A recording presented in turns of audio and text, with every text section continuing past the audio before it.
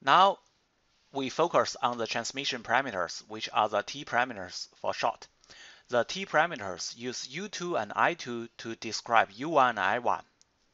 It's opposite to our intuitive knowledge of using the input ports U1 and I1 to describe the output ports U2 and I2. You should pay attention to it. We can use the method of solving the R parameters to derive the T parameters from the G parameters. From the second equation, we can get U1 in terms of U2 and I2. In fact, this is the first equation of the T parameters. Substituting this equation into the first equation and eliminating U1, we get I1 in terms of U2 and I2.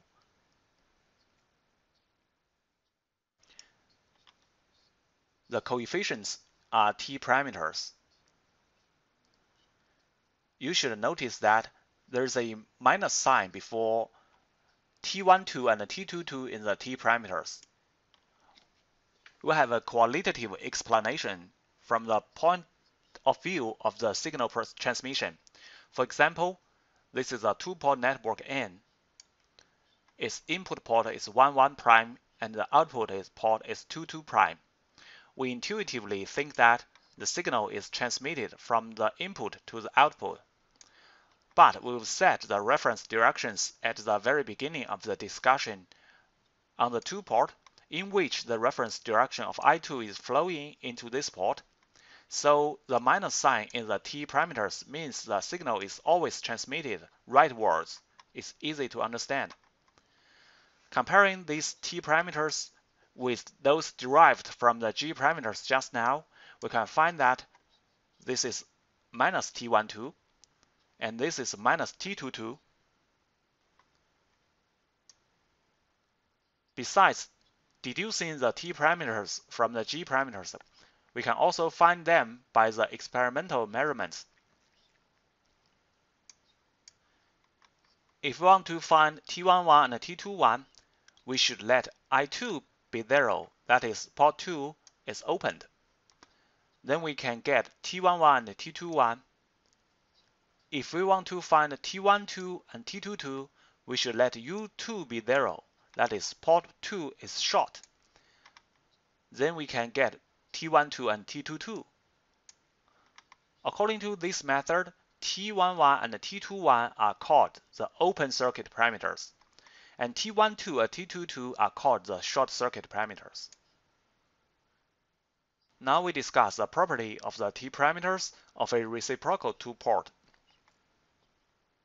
It's not easy to find out directly, so we derive it here. We want to find T11 times T22 minus T12 times T21. That is the determinant of the matrix T. Replacing them with the G parameters, we get this result. The first item is cancelled by the third. For the reciprocal two-port, it's G12 equals G21, so the determinant of the matrix T equals 1. It is a characteristic of the T parameters of the reciprocal two-port. For the symmetrical two-port, besides T11 times T22 minus T12 times T21 is 1, is there any other characteristics?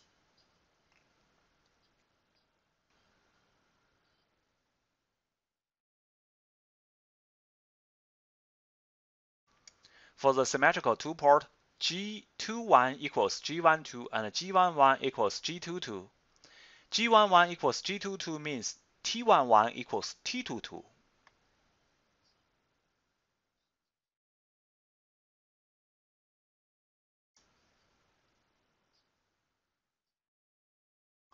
Since there's a minus sign before it, T11 equals T22. These are the two conditions of the T parameters that the symmetrical two-port should satisfy. At last, we briefly introduce the hybrid parameters. The H parameters are often used to describe the equivalent circuits of the transistors. The H parameters equations use I1 and U2 to describe U1 and I2. this is its matrix form. For the H parameters computation and measurements, we can completely use the method of solving G, R, and T parameters before.